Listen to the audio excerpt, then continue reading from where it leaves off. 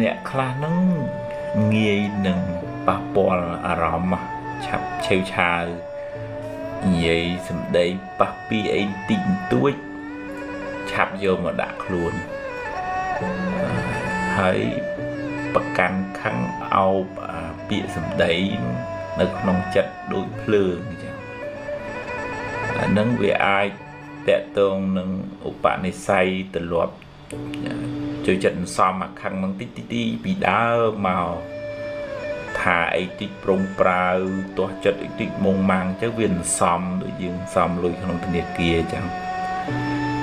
វាអាចតកតងនឹងសម្ពាធការងារច្រើនដល់ពេលវាធ្ងន់ទៅយើងធ្វើអត់អស់វាអស់កម្លាំងកាយកម្លាំងចិត្តក៏ឆាប់ឆេវឆាវដែរវាអាចតកតងនឹងជំងឺផ្លូវកាយឈឺច្រើន